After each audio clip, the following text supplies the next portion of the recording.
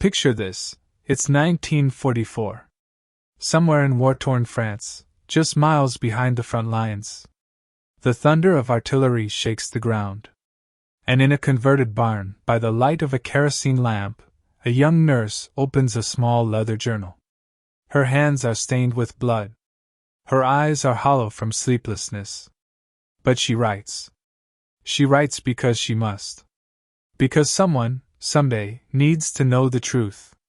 This is the story of that diary.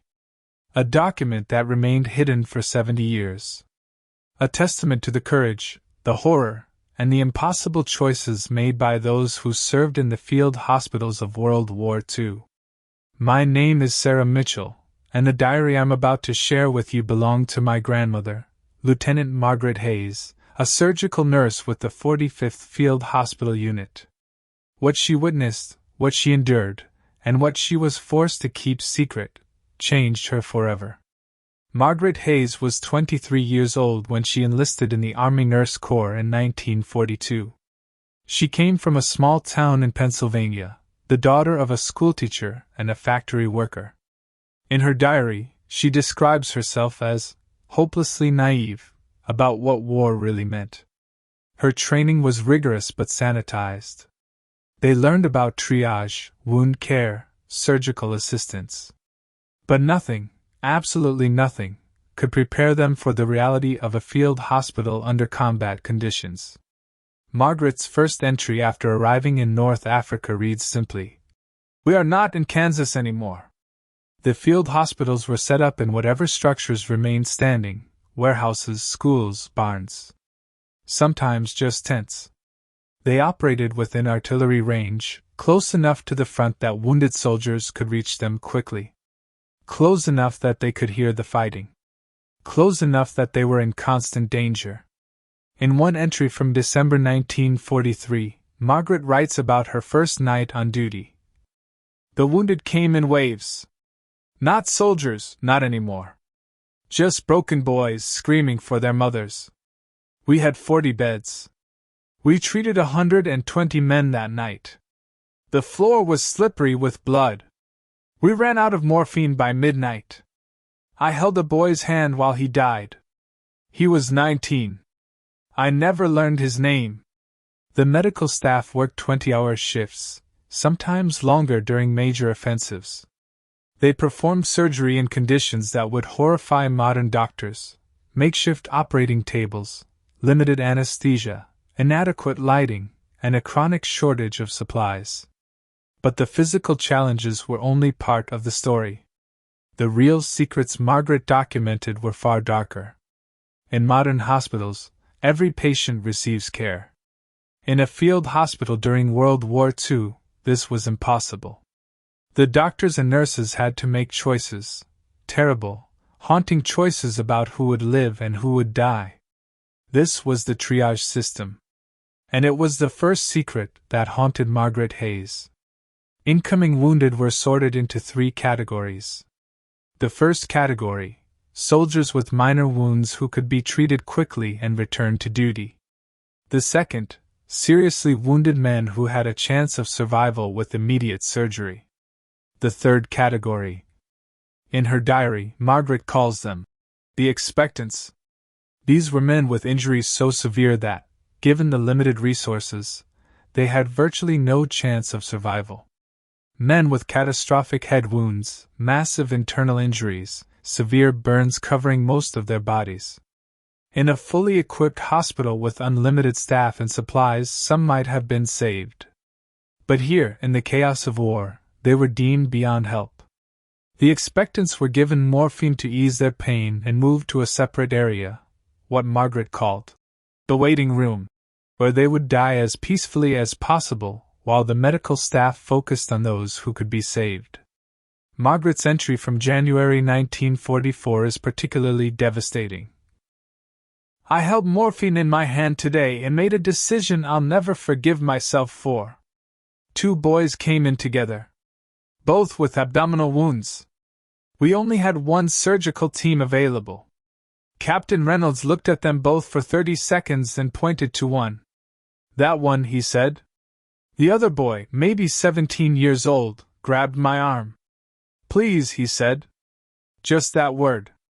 "Please." I gave him morphine and told him we'd be back for him. We both knew I was lying. He died 2 hours later. The boy we operated on survived. Did I make the right choice? Captain Reynolds says there is no right choice. But I was the one who looked that boy in the eyes and lied to him. The triage decisions were just the beginning. Margaret's diary reveals other secrets, unwritten rules that governed life in the field hospitals. Rules that were never officially acknowledged but that everyone understood. Rule number 1. Save the soldiers who can fight again.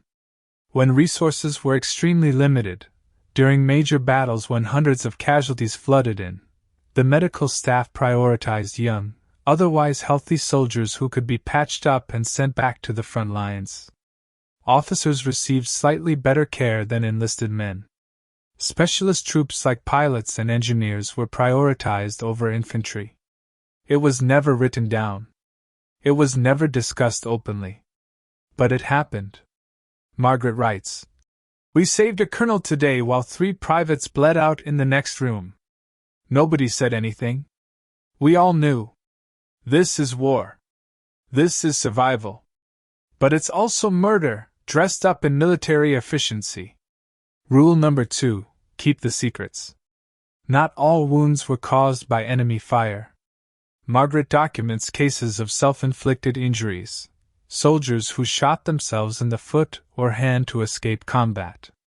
These were officially treated as accidents, but the medical staff knew the truth. There were also what Margaret calls failures of courage, soldiers who broke down completely, who couldn't stop shaking, who screamed at shadows. In her diary, she describes men who were physically unharmed but psychologically destroyed. The official term was battle fatigue, or shell shock. But the reality was more complex and more tragic. Some were given sedatives and sent to rest facilities. Others were given a choice: return to duty or face court-martial for cowardice. Margaret writes about a young lieutenant who begged her for help. He couldn't stop crying. Couldn't sleep. Kept saying he'd killed children, that civilians had been in the building his squad demolished. He showed me his hands and swore they were covered in blood, but they were clean. Captain Reynolds said to sedate him and send him back in 3 days. He's an officer. We need him. I wanted to scream. This man is broken. Instead, I gave him phenobarbital and told him to rest. He returned to his unit. 2 weeks later, I heard he walked into enemy fire without his weapon. They called it killed in action. I know better. Another dark secret documented in Margaret's diary involves the treatment of enemy soldiers. The Geneva Convention required that wounded prisoners of war receive the same medical care as Allied troops. In theory, this was the rule. In practice, the reality was far more complicated. When a field hospital was overwhelmed with Allied casualties, enemy wounded were treated last. Always. Sometimes they waited days for surgery. Sometimes they died waiting. Margaret's diary contains several entries about this moral dilemma. In one, from June 1944, shortly after D-Day, "We had 42 Americans and 12 Germans. All critical. We started with the Americans. Always the Americans. By the time we finished, 6 of the Germans were dead. The chaplain said a prayer over their bodies. I wanted to feel guilty. I wanted to feel something. But I was too numb. These men were trying to kill us yesterday. Today we're supposed to save them. The contradiction is unbearable." But Margaret also documents moments of unexpected humanity. She writes about a German soldier, barely 18, who received a blood transfusion from an American sergeant who had died on the operating table. The boy didn't know. He was unconscious.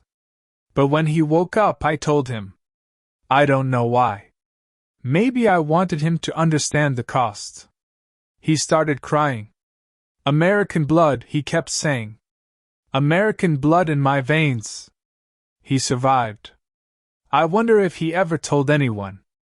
I wonder if it changed him. There were also cases of medical staff refusing to treat certain prisoners, SS officers, or soldiers suspected of war crimes. This was against regulations, but Margaret notes that it happened, and that officers sometimes looked the other way. We are supposed to be healers, she writes. But we are also human. And humans hold grudges. Even against dying men. By early 1945, Margaret Hayes had been serving in field hospitals for over 2 years. Her diary entries from this period are shorter, darker, increasingly fragmented. The constant exposure to death and suffering took its toll on everyone.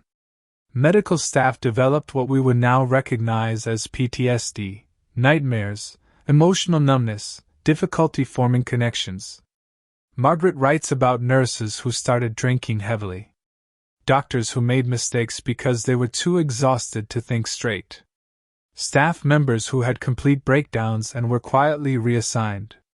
She also reveals the existence of what she calls the mercy room. This was an unofficial practice in some field hospitals, a separate area where the most hopeless cases were given fatal doses of morphine to end their suffering quickly. It was euthanasia. It was illegal. And it was never officially acknowledged. Margaret's entry from February 1945. Captain Reynolds asked me to make comfortable a boy with burns over 90% of his body. We both knew what he meant. I stood there with the morphine, my hands shaking. This boy was conscious. In agony. Begging us to end it. We had no skin grafts. No way to save him. He would die in days, in unspeakable pain. Or he would die in minutes peacefully. I administered the dose. I watched him slip away. I became a killer today. They'll probably give me a commendation. This is perhaps the darkest secret in Margaret's diary, the revelation that euthanasia, while never sanctioned, occurred in field hospitals when doctors and nurses felt there was no other humane option. She writes, "We are trained to preserve life. But sometimes the most merciful thing we can do is allow death. I don't expect anyone to understand. I don't expect forgiveness. But I need to write this down. Someone needs to know that we didn't make these choices lightly. That they destroyed us as surely as they released those poor boys from suffering." Margaret Hayes returned home in October 1945. She was 26 years old. She had aged 20 years. Her final diary entry, written on the ship home, reads, "I don't know how to be normal anymore.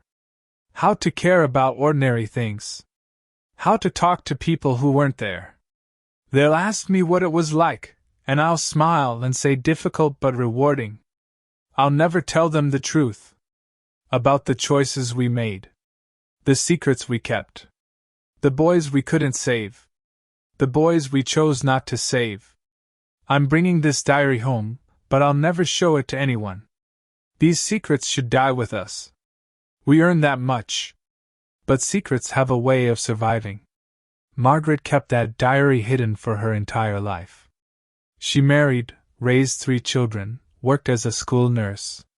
She was, by all accounts, a kind and gentle woman. But my mother told me that grandmother would sometimes wake up screaming. That she couldn't watch war movies. That she never, ever talked about her service. When she died in 2015 at age 96, we found the diary in a locked box in her attic. Along with it was a letter addressed to whoever reads this. In it she wrote, "I kept these secrets to protect my fellow nurses and doctors. To protect the families of the soldiers who died. To protect myself. But secrets are burdens, and I'm tired of carrying them. If you're reading this, then I'm gone, and maybe it's time the truth was known.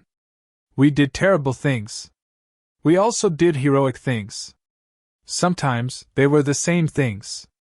Judge us if you must.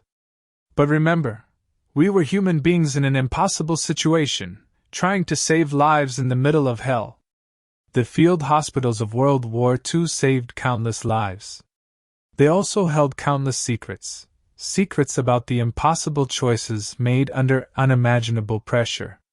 Secrets about the cost of war, not just on the battlefield, but in the tents and barns where young nurses and doctors tried to piece broken bodies and shattered souls back together. Margaret Hayes's diary is now part of the National Archives, a testament to the courage and the anguish of those who served. A reminder that war doesn't just create heroes and villains. It creates moral complexity. And sometimes, the bravest thing we can do is simply tell the truth about what we've endured.